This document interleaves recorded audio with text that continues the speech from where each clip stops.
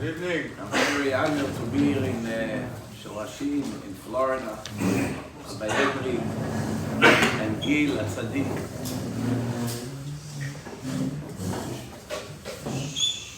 And see, Baruch Hashem, a lot of young boys.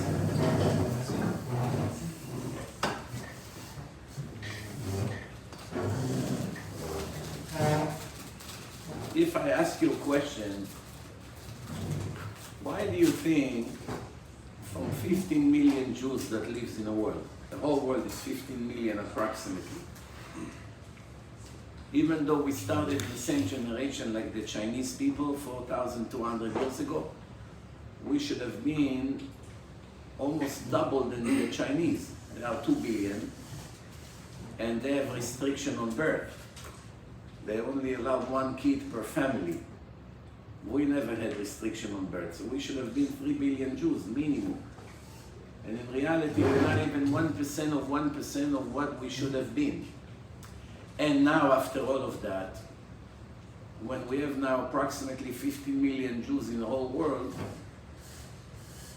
maybe 5-6 million here in America, 7-8 million in Israel, and in Europe another million, South America, that's it, just about it. So the question is, how many of them are living life of Torah and mitzvot? How many Jews keep Shabbat, keep Torah, learn Torah? From 15 million, what's your guess? What do you think, how many? 2 million. Less than 1. Maximum 20%. Maximum. If we are, optimistic, 3 million in the whole world. What happened to the 12 million? Many of them never saw the Torah once in their life, face to face. They don't even know how it looks. Almost all of them never opened once in their life Gemara. Many of them do not even know there's such a day, Shabbat. They hear about it here and there, but they have no idea what it is. Some of them don't even know what Yom Kippur is. So the question that I have, every problem in life has a cause to the problem, right? There are 2 ways to handle it. One is to handle the symptoms, and you're going to have to do it forever. You never get to the root of the problem. And then the right way to fix it is to go to the root of the problem, find the source, and fix it from the root. So the question is, in order for us to understand what happened to these 12 millions, which probably some of you are descendants of these 12 million, so the question that I ask, and maybe the question will be more clear after I will explain to you that until 220 years ago, there was almost impossible to find one Jew in the world that is not religious. Until Moses Mendelssohn, 220 years ago, by now maybe 225, everybody in every country, almost everyone was religious. You couldn't find Jews without yarmulke or a turban or hats. Everyone was religious. There was no such thing, Jews eating non-kosher food. There was no such thing, Jews going to universities. No one, until 220 years ago, no one dared to go to learn in a place that is not a yeshiva. So since we got the Torah, until 220 years ago, for 3,100 years, all Jews in the world, of course there's always some exception to the rule, but almost everyone was religious. Even when I was a child, even the secular people in Israel had much more tradition than today. And there's a lot of respect. Secular Jews did not dare to do some of the things they do today. It was not so bad. The question that I have is, what do you think happened? That's question number 1. I will ask you one more question, then I'll connect it. Question number 2, after we see now that that's the situation, I would like to ask you, what do you think is the biggest enemy of the human being in his life? The biggest danger. What do you think? Internet.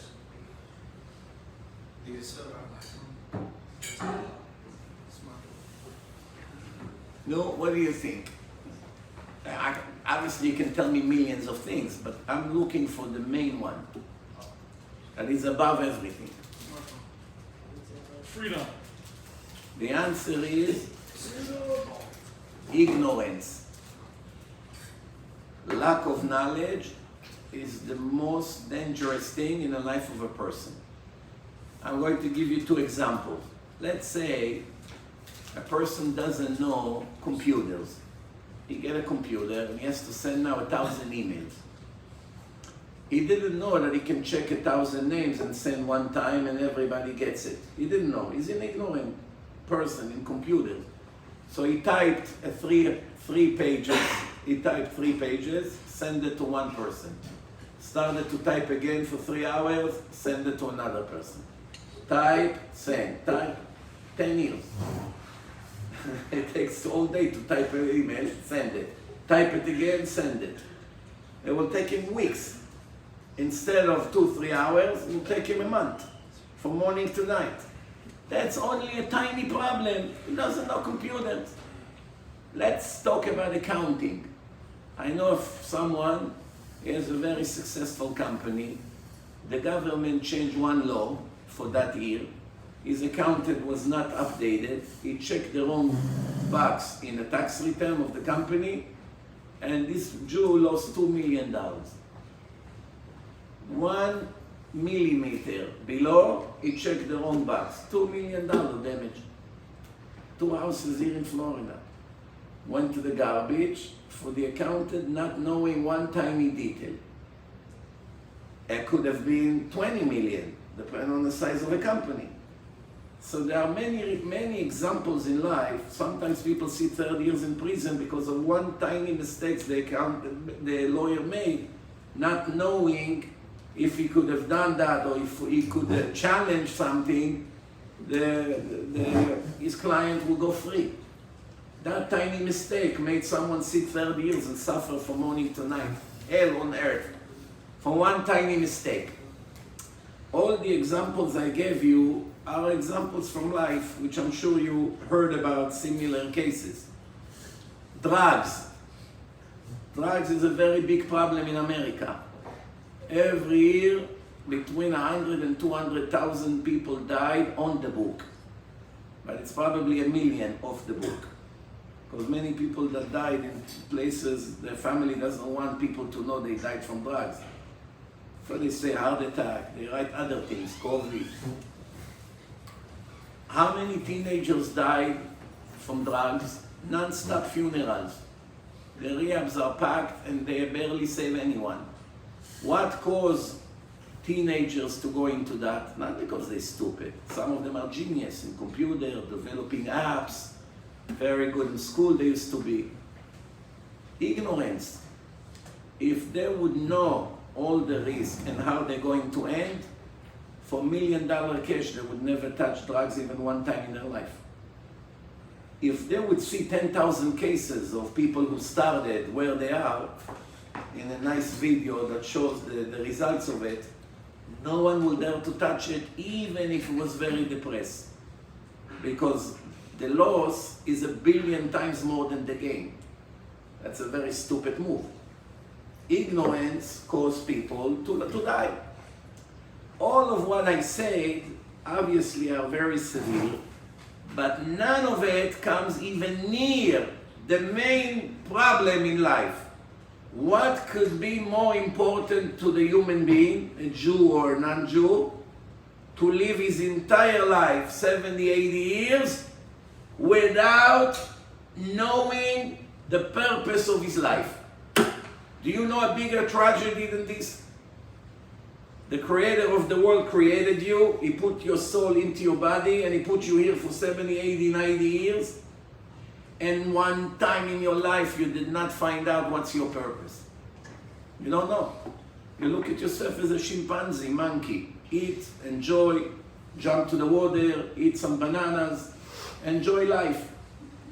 In Hebrew we have a say, "Achol v'shato ki machar namut." Eat and drink, because tomorrow we're going to die. Meaning, enjoy the moment. You know how many Jews living like that? Just to enjoy the moment? Most of the world is like that. How many smart people you know that stop in the middle of their life to think, what am I doing here? Who made me? Why he made me the way I am? Why? I mean, I look like a monkey, my DNA is 99% the same. We have mutual organs, but obviously I'm not a monkey. I'm different than a monkey. I'm intelligent, I have spirituality in me. My values are different. So what is the purpose of life?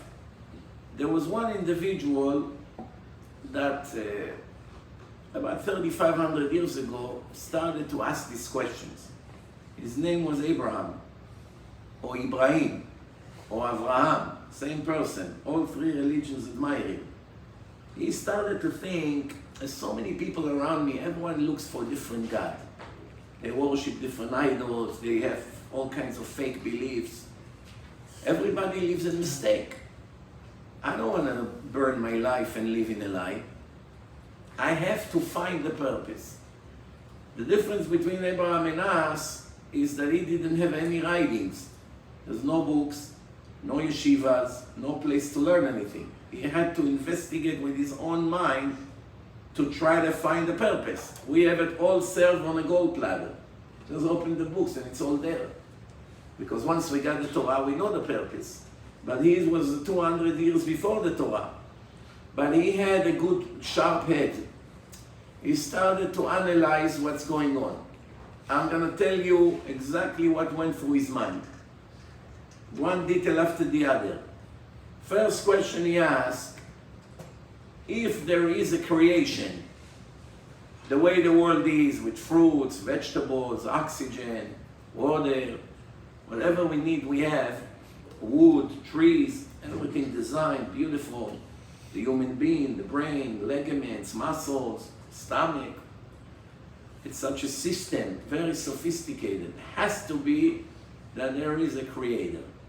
Nothing is made by itself. In order for you to create something, if you see a design, that means there was a designer. You see a picture, someone painted it. See a video camera, someone invented it. You see such a beautiful building, there's an architect. Without him, none of it would happen. There's a designer, internal, external, but someone designed it. Everything in life, if you see a creation with a plan, that means there was a planner. So Abraham said, okay, so it has to be a creator that made this world, but it cannot be a person like me, because no human being can create another human being. And no human being can create trees, or gold, or diamonds in nature. Obviously, a person cannot create such thing. So it has to be a superpower. Where is he? I have to investigate where I can find him. Next question, the more sophisticated the creation is, it indicates about the ability of the creator, right? To make this standard, you don't have to be a genius. 1-2 days in a factory, you learn how to do it. To make a video camera, you need months. To make an airplane, you need years. The more sophisticated is the creation, the more ability the creator has. Did you ever see something that was ever made by anyone without a purpose? This standard has a purpose. Chair has a purpose. Camera has a purpose. Light, menorah has a purpose. Everything has a purpose. You can never find one thing that someone made and you come and ask him, excuse me, Mr. Creator, what is the purpose of your product? I have no idea. Why did you make the car? I don't know. Why did you make a watch? I don't know. Even a cup that worth a penny, this paper cup, a penny, it has a lot of design in it. In the bottom, this one particularly not, but some of them have lines and all kinds of printing. But you got the point. Can you ask the creator in China, hey, Mr. Bruce Lee, can you tell me please, Why you made this cup? I have no idea. I was bored, so I made 1,000 cups. There's no such thing. Do you get the point? So Avraham Avinu said, okay, so since there is a creator, and he is a superpower, and he has unlimited ability, and there is no such thing, creation without a purpose. So that means this world was made for a purpose. Why the world was made? He started to think from all the species. Who is the most advanced and the smartest from all the species in the world? The human being. We control the nature, we control the raw material, we do whatever we want with them. So that means everything was made for us. The animals, the cows, the sheep, the chickens, everything was made for me. So now the creator of the world made so many things for me that I'll be able to build myself a home, that I'll be able to eat, to wear warm clothes. Is it possible that the creator of the world bothers so much to make me such a world and such an environment, and he will not ever tell me why he made me? That's defeat the purpose. That's not logical. Imagine someone comes to my factory and he wants to get accepted to work. And and the person that he comes to in a job interview, and we say to him, I say to him, okay, you are a computer engineer. This is your project. You have to work on this computer. You're gonna make $1,000 a day. We will hire you for 2 months. You have to design for us the most advanced machine. Good luck. But if you fail, you do not want to mess with us. You're gonna pay big time. Okay, I understand. But what do I have to do? Figure it out yourself. I'm not telling you. Someone that will do such a thing to a new employee is a mental case. You have to put him in a mental house. Who would hire someone and give him a project not telling him what he wants? And plus, will give him reward or punishment if he will succeed or fail. None of that makes sense. This is all Avraham Avinu. Logical investigation in his head. So that means it has to be that the Creator has to tell me what's my purpose. So now he started to think, maybe my purpose is to enjoy food. It cannot be. Why it cannot be? I could have been a monkey. They also enjoy food. Maybe the purpose is to have more kids.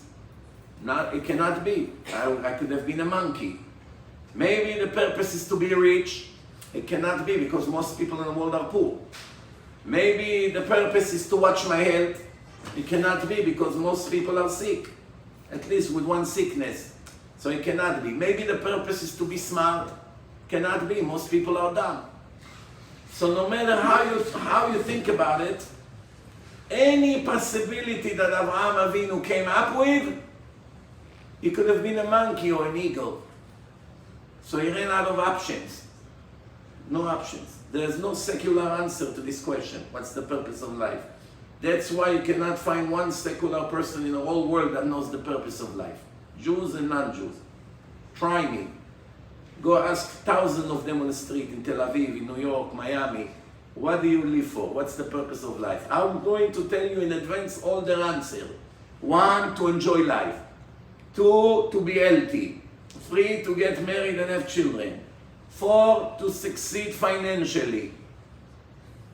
That's more or less, most. 5, to be educated. But no one will tell you why. What does it mean to be educated? What does it mean to be wealthy? That's the purpose of life, to gain money in a bank. Nobody has any idea. In Israel, you're going to hear more stupid answers, such as to be a soccer player. That's the purpose of life. Or to be a model, or a movie star. Probably in America they have similar answers. But not one secular person in the world can answer what's the answer to this question, what's the purpose of life? No one knows. The only people that knows the purpose of life are people that sits and learn Torah. Nobody else has any idea what's the purpose of life. Ask any teenager in America, what's the goal of your life? The answer to be on my smartphone non-stop. I cannot leave it for 20 seconds, even in the middle of a lecture. Why? My smartphone is my life. Take it away from me and I die. There's one teenager that I want to give him suspension from his smartphone for one day. You had to see what a monster came out of him. If they wouldn't give him back the phone, he would burn the building. That's his purpose, all day to sit and look at the screen. When I was in China, I had to take a train. There were 1 million Chinese on that train. There's now one of them without phone. I looked around, all the Chinese, even people in their 70s, Chinese, all of them attached to the screen. Believe me, if you would walk over there with the weirdest thing, now one person would notice it. They can't take off their face from the screen. Why? What else do they have in life? Nothing else. So the answer is, Rabotai, nobody knows what he lives for. Someone who doesn't know the purpose of life, what chance does he have to fulfill his mission in life? The answer is zero. Zero. That's why only very few people that lives in this world make it. Because they are the only one who has the knowledge. Don't get me wrong. Knowing what's the purpose of life, there's no guarantee you'll succeed fulfilling the purpose. How many people are religious, but they still make horrible mistakes in their life and mess it up? There are people like this. Conclusion from everything I told you, Rabotai, everything I told you don't need to be religious to know. Abraham was before religion, before the Torah was given. He came to this conclusion on his own. That's why the Torah called him Abraham Ivri. Ivri means ever, one side. He is in one side of the world and everybody else is in the other side of the world. Only one person is searching. Where are you, the Creator? Where are you? Talk to me. Tell me what I have to do here. I don't want to live like another animal here. I want to know why you made all of that for me. I don't want to be like this guy bow down to a tree, or this one made a statue and bow down to the statue, or everyone has a different God to worship. Some people bow down to the stars, to the sun. I'm not that stupid. I want to know what's going on over here. So when HaKadosh Baruch Hu, the creator of the world, saw that finally one normal human being is using his head that I gave him and searching for the truth, I will help him out.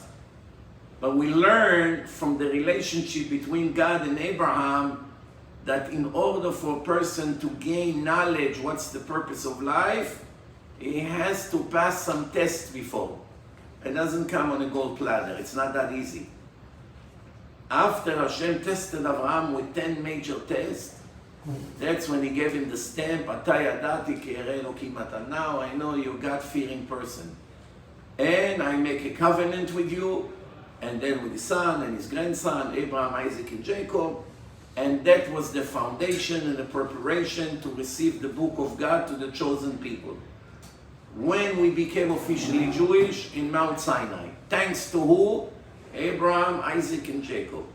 That God loved them, they were great, righteous people, used their head to search for the truth always, and that's when he made them a promise that their children are going to get the book, the most important book in the history of the world, and that's what happened in the last Shabbat when we read Parashat Yitro, that HaKadosh Baruch Hu came down on a mountain in front of more than 3 million people in a live event, and gave us the Torah that you see now in every synagogue you go in the world, same Torah.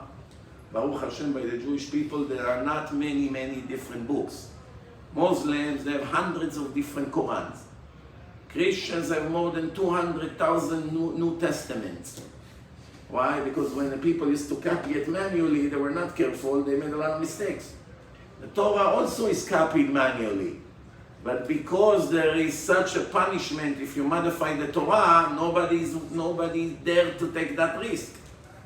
To modify the book of God, the creator of the world, if you do it on purpose, it's that penalty. If you do it accidental, it's not that penalty, but you are reckless. It's still a crime. Why are you not careful? Why you didn't check yourself 4 or 5 times? Jews were very careful, that's why everywhere you go you have the Torah. Everywhere you go, it's the same Torah. Muhammad, the prophet of the Muslims, had 4 wives. Each one of them had a different Quran already in its lifetime. 4 different Qurans. I don't have to tell you what happened 1400 years later, everywhere you go to. So to conclude, Rabotai, we have one thing we have to understand. Today you have more than 80,000 religions and cults in the world. More than 80,000. We know maybe 10 of them, barely. But there are so many. If you go and you put the name of all the religions and cults in the world, you know the list is so long that if you hold your hand on the arrow, the names would run and run and run and run all day. 80,000 names. The 3 major religions are Judaism, Christianity, and Islam.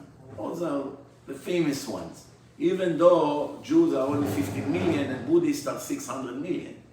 Buddhism. But what kind of a religion is Buddhism?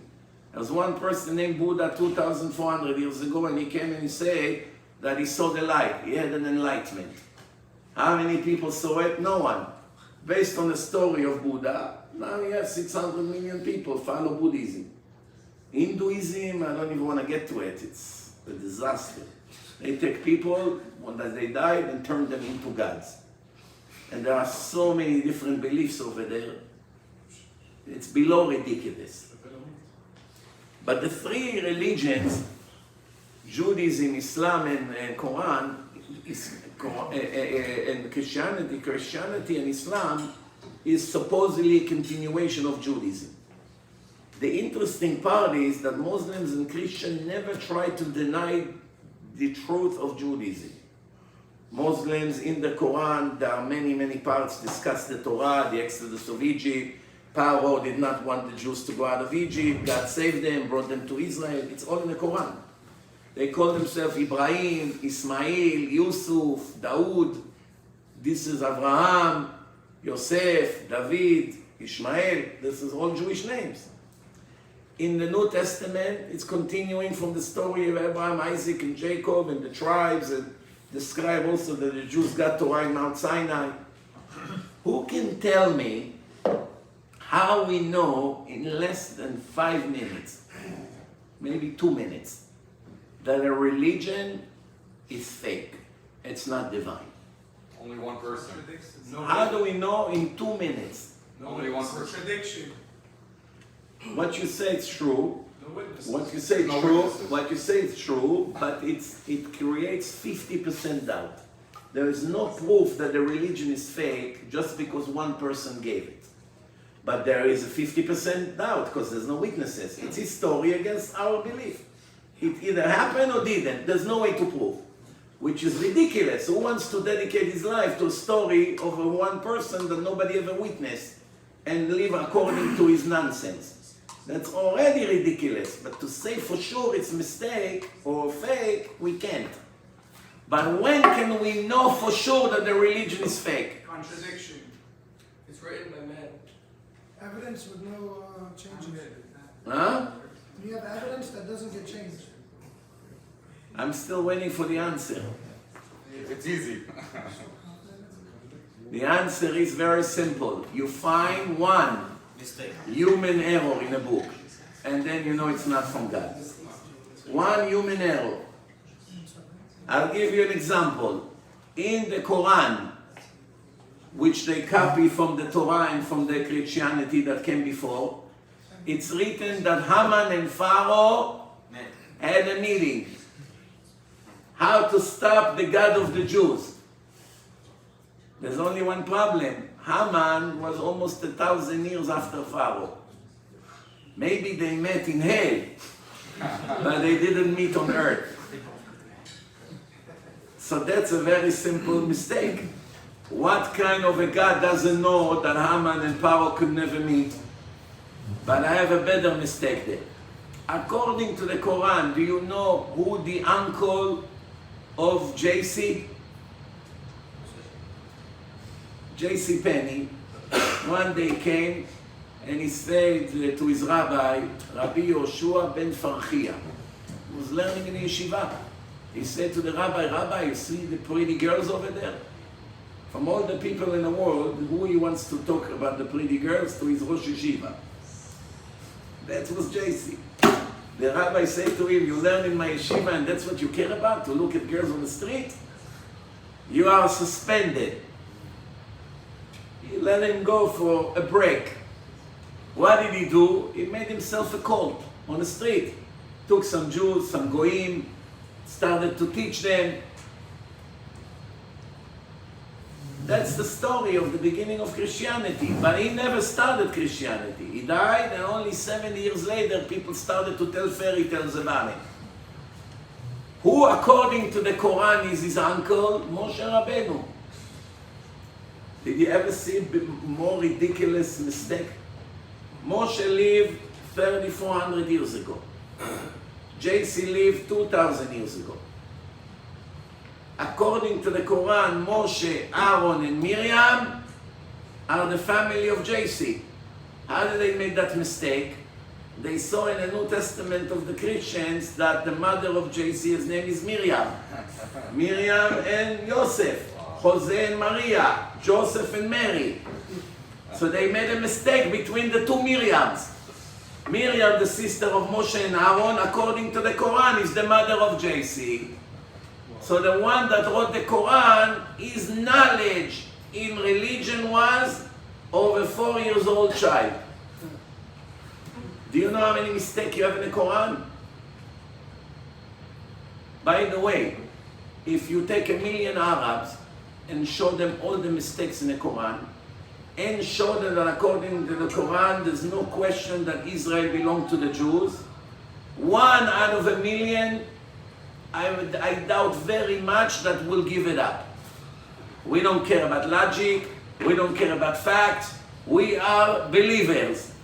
You talk against our religion, we'll kill you. Doesn't matter, you show them evidence, doesn't matter. We are going with faith. In the New Testament, it says that Jacob went to Egypt with 75 people. But in the Torah, that they admit that it's the book of God, it says 70. What happened to God? He forgot? He forgot how many people really went to Egypt? There are so many mistakes in those books. If you watch my film, Torah Science, after 10 minutes you get the point. But we are not here to talk about the fake religions. The reason I told you that is for you to see the difference. When you open the Torah is full of prophecies. Many of the prophecies that the Torah spoke about are to our days. The Torah gave prophecies that are against all odds. Nobody can ever imagine that things like this can even happen.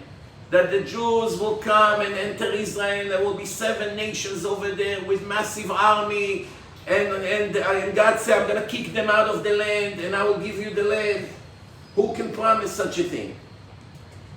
So the major difference between the Torah and all the fake religions, that they all started with the story of one person and nobody ever saw any witness. And the Torah started with more than 3 million witnesses. The people that received the book heard the voice of God speaking to Moshe. So you could never fake that God actually gave it. But the best part is that 90% of the Torah speaks about who? About the people that received the Torah. All the miracles that happened to them. So me coming to you today to Florida, bringing a book with me. Ladies and gentlemen, there's no ladies, gentlemen and gentlemen. I am the messenger of God. He gave me this book to give it to you. You must listen to me. Don't play games. It's for your own good. Read it, learn it carefully. If you have questions, come to me. But from now on, I'm your prophet. So, all of you are nice people. You want to give me a chance. You open the book, and what does it say over there? I am the God of the community of Fort Lauderdale. I brought you from Japan to Florida. I bought each one of you a Ferrari. I gave you a Rolex watch. I gave you a beautiful home in Florida.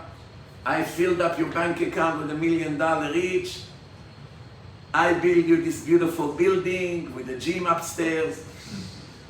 And I opened the ocean, all of you went through. I'm giving you bread falling every day, tastes like sushi, pizza, steaks. All of you read now the book. You're looking at the rabbi and say, Rabbi, where did you find this lunatic from? How did you invite him to talk? What is these crazy things? He's not normal. He said that he did all these things for us. Did it really happen to us? Now one of the things happened. He's hallucinating. Let's say everything I say happened except one detail. Everything is true, but the $1 million in the account you didn't get. Right away you would tell me if it's from God, God doesn't make mistakes. So a lot of the things you say is true, but we never got the money. When Moshe gives them the book and they see more than 100 miracles mentioned there, all of the miracles happen to them. Can I fake that I made you miracles if it never happened to you? Any one of you would listen to me another minute? No. Will I be that stupid to come to 3 million people and tell them I took you out of Egypt?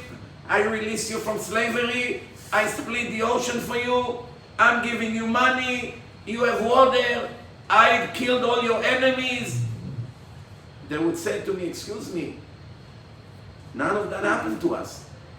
The fact that everyone agreed to accept the Torah and became followers of the truth of the Torah leaves no doubt that everything that written over there actually happened to them 100%. And from then on, it went from father to son, tradition. Goyim also have tradition. Vini has a Christmas tree. His son Tony also have a Christmas tree. His grandson Johnny also have a Christmas tree. All the Christmas trees have the same shape. Did you ever see a round white Christmas tree? No, they're all green, pointy. And they put all these gifts there, whatever they put, lights. Did you ever see a guy that has a different Christmas tree? No. Why? It passed from father to son. Everything is father to son, but we have to go to the beginning. The beginning is very simple. Ma'amad Har Sinai. Something like this never happened to any other nation. And the best proof is that Moshe said to them, all of you heard the voice of God speaking to me. If one Jew would not hear the voice of God, he would raise his hand, excuse me, I'm here also. I did not hear any voice. One of the verses in the Torah is, Moshe edaber, ve'elokim ya'anenu bekol. Moshe speaks and God answering him with voice. We know there is no extra word in the Torah. The Torah is very cheap with words. Otherwise it would be from here to Japan, the size of the Torah. So the Torah speaks in a very, very short language. And once there is an extra letter in a verse, the Gemara right away address it. Why do you have a vav here? We could have managed without it. Why do you have et? What does it come to include? Why? We could have managed without that word. Why does it say in the Torah, Moshe speaks, and God answering him with voice? What do we need with voice? Bekol. Hashem answer him, who cares how? It's critical. If it would not say Bekol, do you know what people would say, all the atheists? They say, you know how it was? Moshe say, hold on, let me see what God say. Okay, I'm listening. Okay, God told me to tell you such and such, but nobody heard anything. I could also pretend. Wait, one second. Hashem, what do you say? Okay, hold on. Okay, Hashem just told me to tell you this and this and that. Right away, it's 50% doubt. Maybe he did speak to me, maybe I made it up.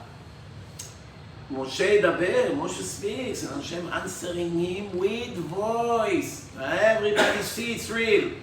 Not only that, when Hashem came to Moshe and said, I want to send you to Egypt to take them out, Moshe said, they won't listen to me. They won't believe me that you spoke to me. God should have been very angry. Hashem should have said to Moshe, I don't understand. I'm sending you on a mission and you're arguing with me? You don't trust me that if I send you to them, they would listen to you? No, that's not what he said.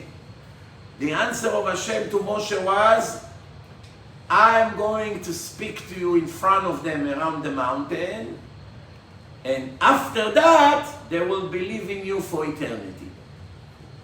Meaning, the only reason they'll believe in you is because they heard me and you speaking.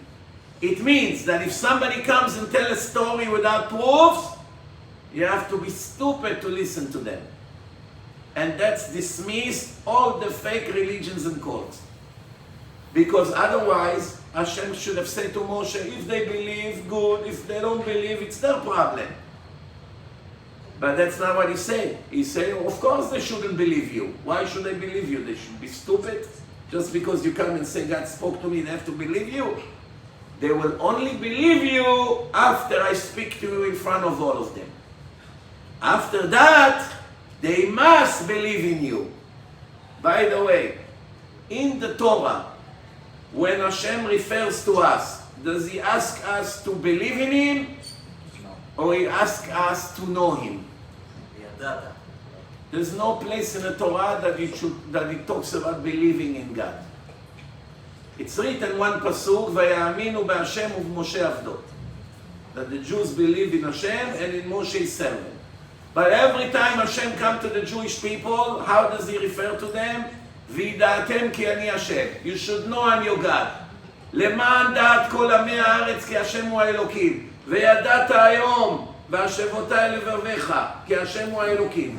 Yadata, it's knowledge. Knowledge is 100%. It's not open for mistakes. How do I know that God exists and he runs the world and is watching me and is recording everything I do? How am I supposed to know it? With my 5 senses, I cannot prove he exists. The answer is with common sense. A lot of investigators, they catch the murderers based on evidence in a place. They never saw them, they never touched them, they never smelled them, they never tasted them, and they never heard them. How do they find? They find evidence in a place. The Torah has so much evidence that it can never be written by a human being. If you read the Torah once in your life carefully, you know 1,000,000% that this book can never ever be written by Hashem, by a human being, only by Hashem. And after you know it, it's much easier to follow it. Even if you're a teenager in Florida and you have a lot of Yetzer Hara, you can overcome your Yetzer Hara. The reason you can overcome your evil inclination is because it's knowledge, not belief. Believing means not knowing. When you say I believe in God, what does it mean I believe in God? I believe 50%. That means I don't believe 50%. If someone says I believe in God, how much you believe? I believe 50% that the Torah is from God. That means he just told us that he has 50% doubt. I believe in God 99%. That means he has 1% doubt. 1% doubt already ruins everything. The Torah doesn't say to believe, only to know. There's one place by the Navi Yeshaya that's what he said. Leman tedu ותאמינו לי ותבינו כי אני השם. First, that you should know and believe and understand that I'm your God. Meaning, first thing, always knowledge. 100% knowledge. Just like you know you're sitting here and listening to me now. It's knowledge, it's not a belief. After the knowledge comes the faith. I'll give you an example what's the difference.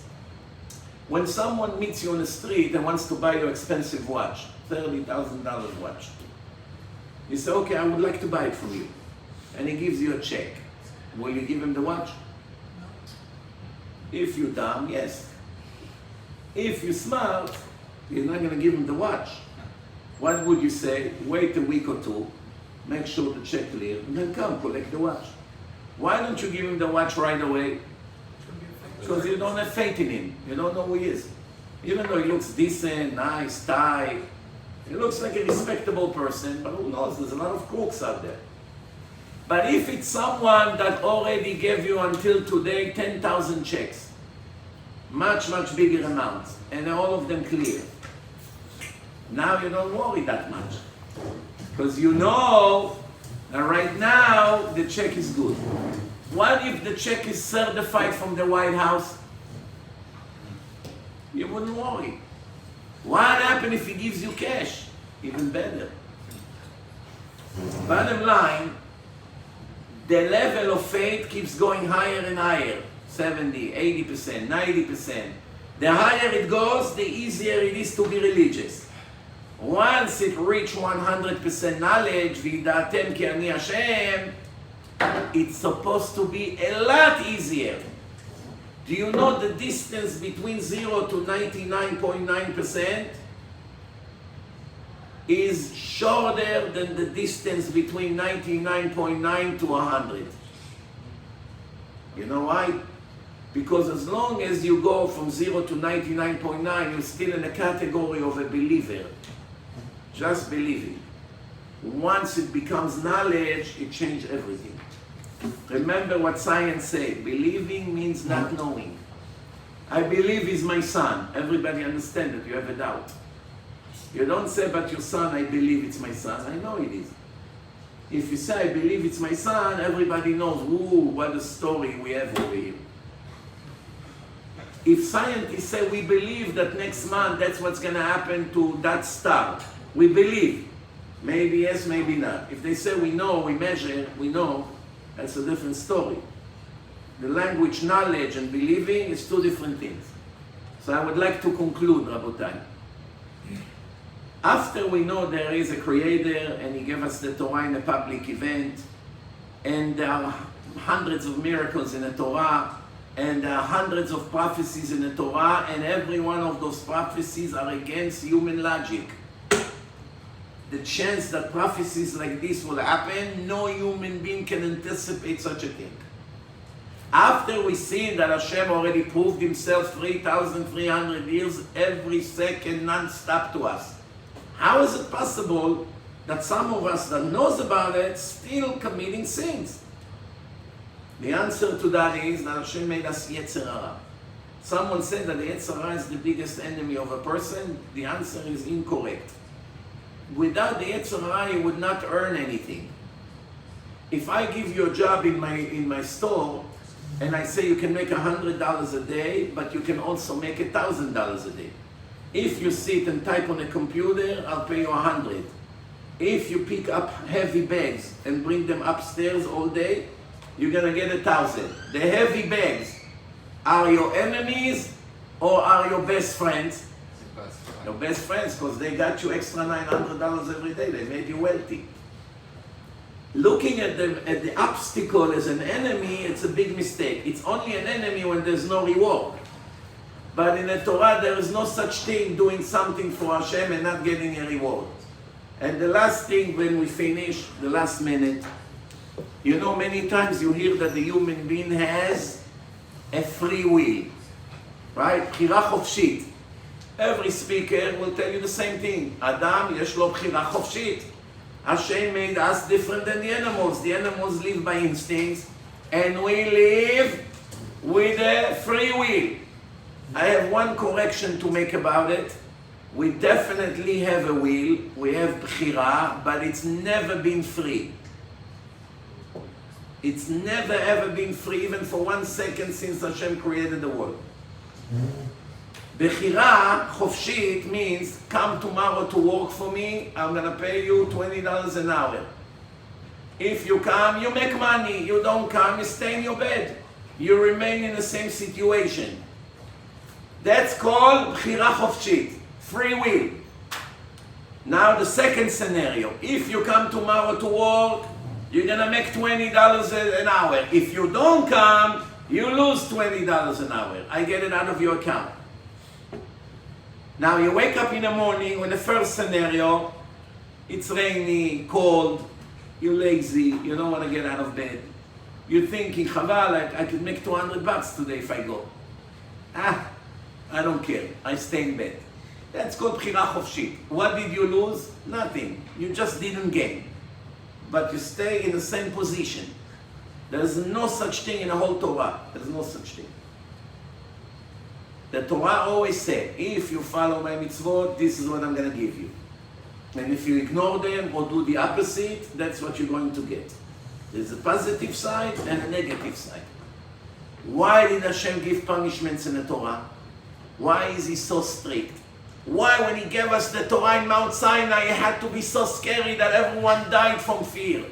Why did it have to be with fire and a loud voice of shofar and the floor is shaking and everybody started to scream, Moshe, please, we're dying here, save us. Go to the mountain, speak to God. Moshe said, don't worry, Hashem is not here to hurt you, he's only testing you, he wants to elevate you. No, we are dying. Go. Whatever he said, we're going to do. Why? They're dying from fear. The angels had to bring their souls back into the body. Fear is the biggest gift that Hashem gave us. Without it, I don't know if the Jewish nation would even exist today. Fear is a great motivation. King Solomon, the smartest person ever lived, wrote, Ashrei Adam mefached tamid. The smarter you are, the more you're scared of doing the wrong thing. The dumber you are, you're not afraid of anything. There are two signs in a human being to know if he's smart or not. You can see it by the kids, right away when they're young. What are the two indications if your kid is a smart kid or not? One is shame, and two is fear. If he's stupid, he's not afraid of anything. He jumps from building, just screaming, fire, driving like crazy until Hashem Yerachem, he dies or sits on a wheelchair for the rest of his life. Why? He doesn't have any fear from anything. Or he's going to end up in jail.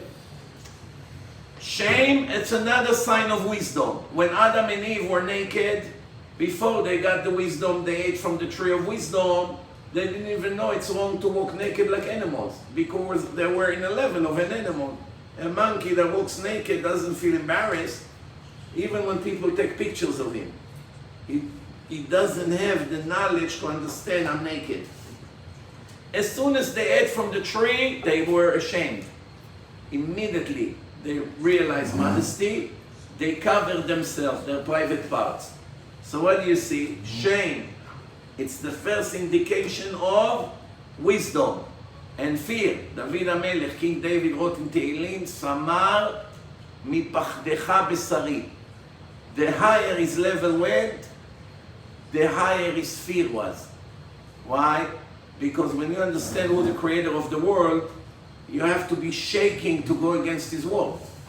If he tells you to keep Shabbat and you don't care and you do whatever you want, usually it comes from ignorance. If you would understand what Shabbat is, no one in the world would dare to break Shabbat. Why people today are breaking Shabbat? Like I said before, 80% of them have no idea what it is. How do you expect them to fulfill their mission when they don't even think it's a serious thing? I made a film about Shabbat and had in Israel 450,000 views and more than 10,000 messages people sent me that immediately they became Shomrei Shabbat. Just from that film alone. More than 10,000 emails. If I knew the things that you say on that video before, I would never dare to be Mechalel Shabbat. You have to see what kind of people from the kibbutz, all kinds of lost people from far, they didn't know anything from their life. After they watched, they got the shock of their life. That's why I always say, ignorance is the biggest threat to our life. If you don't know what you live for, you don't know the covenant that the creator of the world made with you, you don't know what's coming after life, you don't know what's gonna be the consequences of your choices, you destroyed your own future. So now, Baruch Hashem, when you have such a beautiful place with Torah, pleasant to be here, great Rabbanim, everybody did everything they can to make people come. It's not enough to come. Everybody that comes here must drag minimum 5 more to come. It's an obligation of every Jew. It's an obligation, it's not a choice. Everybody must bring his cousin, his friend, his neighbor. Bring more and more and more until the rabbi said, wow, I need to build another place. It's not big enough. Someone who saved one soul, Hashem look at it like he saved an entire world, because one soul become an entire world. One person can become a whole world. The world started with one person. After 1,000 years, it becomes a nation. Be'ezrat Hashem, I hope that all these young boys that are here, if you want to see the rest of the subject, you can watch my film Torah Science. It's a 4-hour seminar. Yeah, maybe 5 minutes for questions. Any questions about what I spoke about? Disagreement, agreement? You have an exact answer for what the purpose is? Yes. The Torah said that this place was designed by Hashem to test us, to see if we're going to keep His commandments or not. That He should reward us in our end. למען ענותך, לנסותך, לראות את אשר בלבבך, עד תשמור מצוותיי אם לא. And right after that He said, להיטיבך באחריתך. That I should reward you in your end. You may ask why Hashem had to give us a test, that we have to earn the good, that later is going to reward us. The answer is because if you get a free gift, you don't enjoy from it. Because if you come to my house and you live a month and we take care of you and we do laundry for you and we give you a car and we cook for you and we clean for you and all day we serve you, after a week you say, excuse me, can I help here? Can I take the garbage out? Can I help with cooking? Can I go shopping? Can I, anything? Tell me what to do. No, you're only here for us to serve you. You won't feel comfortable. Why? Because it will cause you shame. It's called bread of shame. Lechem, nama de kisufa, the Zohar says. Nama, bread of shame. So what happened? Hashem designed a world that we earn the good. So when we come to Hashem and say, you owe me, it's 100% a fact. He owes us.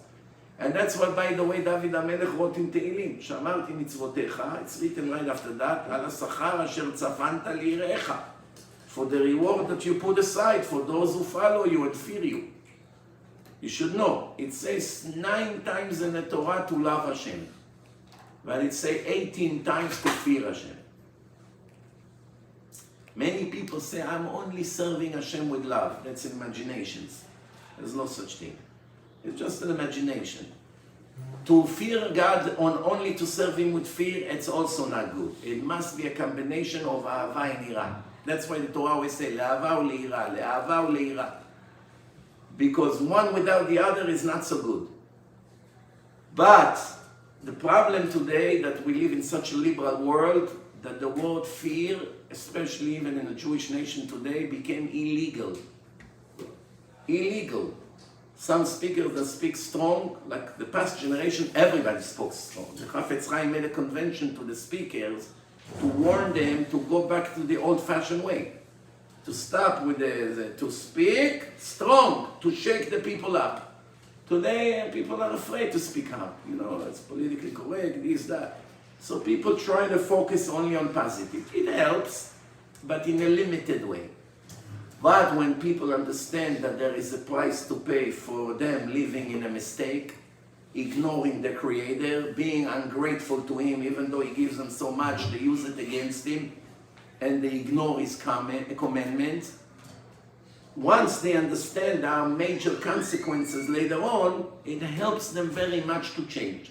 So the fear and the punishment is a gift that motivates the person to save his soul. It's not a curse, it's not something negative. It's the best thing. It's just like a father that say to his son, if you touch drug one time, the $10 million estate that I wrote on your name, immediately you lose it. And the boy is dying to go with his friends and do stupid things. And he never dared to touch it because it's $10 million, these drugs that he's about to smoke. He doesn't want to be that stupid. So what saved his life? The fear. Without that, he would already be dead. How his father saved him? He gave him something to be scared of. Fear, it's not a negative thing. The Torah is full of examples how it saves the life of the greatest people ever. The problem is that with the liberalism today, they make it look, unfortunately, that it's something negative. Bezrat Hashem, I hope the words went into your head into your hearts, and Bezrat Hashem, I will hear good news from every one of you. Thank you very much. If you want, you can download my app, Rabbi Yosef Mizrachi. You have thousands of lectures in every topic you want, English and Hebrew. Baruch Adonai Leolam, Amen.